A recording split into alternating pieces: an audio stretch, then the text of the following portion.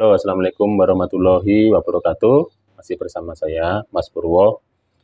Selamat datang di channel saya ya. Dalam video kali ini, saya akan membahas tentang isi perjanjian akad kredit dan bagaimana kita membuat perjanjian akad kredit dan seberapa penting perjanjian akad kredit ini.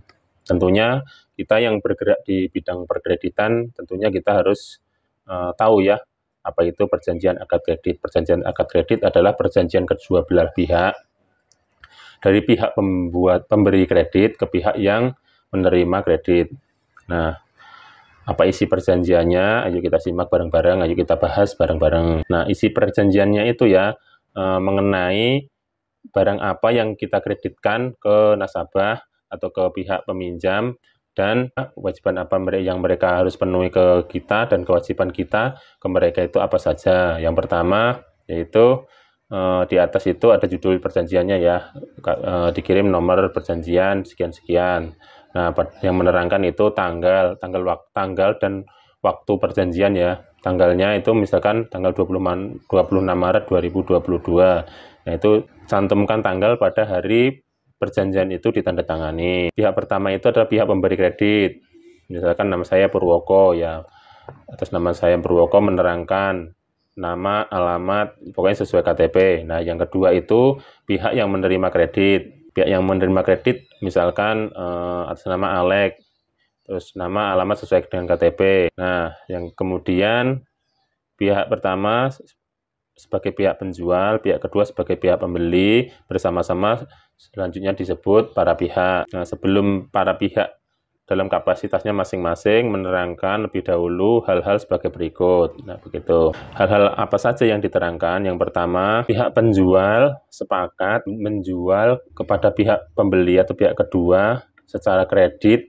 Barangnya diterangkan, yaitu misalkan sepeda motor, harga sekian, dengan menerangkan itu misalkan motor warna hitam, terus plat nomornya, nomor rangka, nomor mesin, dan sebagainya. Nah, selanjutnya kedua belah pihak sepakat bahwa kendaraan sepeda motor, kedua belah pihak sepakat bahwa BPKB sepeda motor tersebut dipegang oleh pihak pertama sebagai jaminan ya.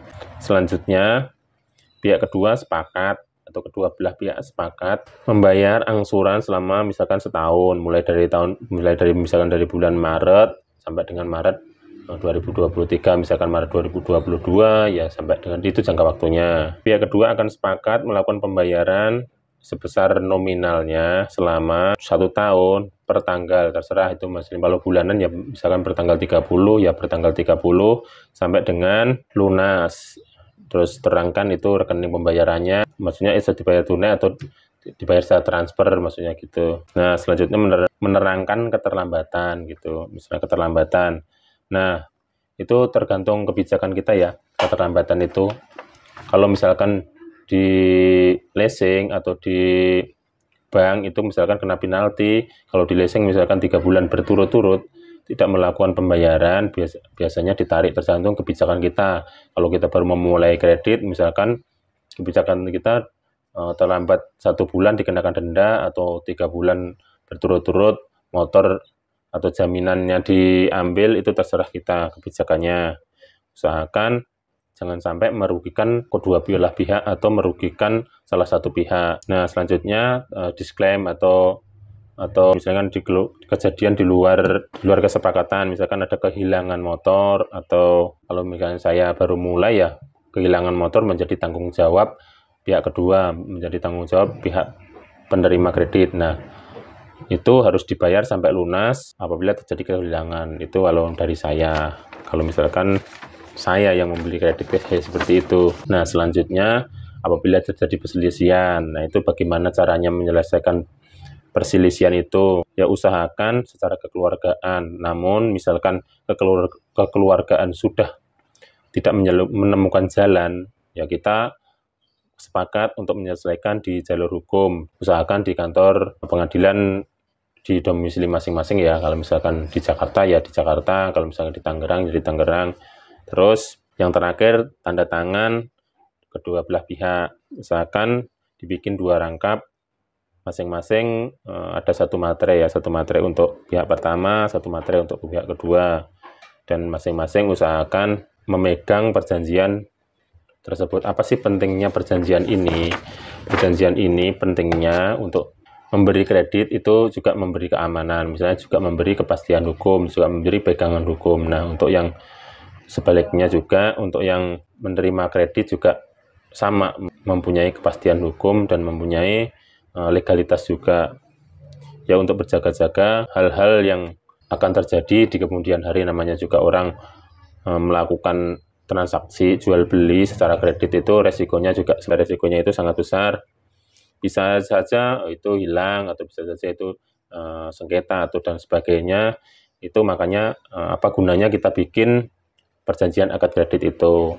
Kalau misalkan saya biasanya untuk kredit kendaraan bermotor atau kredit barang-barang yang ya sekiranya harganya itu nominalnya besar, itu saya bikinkan surat perjanjian. Itu untuk menghindari juga resiko kita sebagai pemberi kredit, itu resiko kredit macet, nasabah kabur, dan itu juga meminimalisir kita dalam manajemen resiko ya kayak gitu.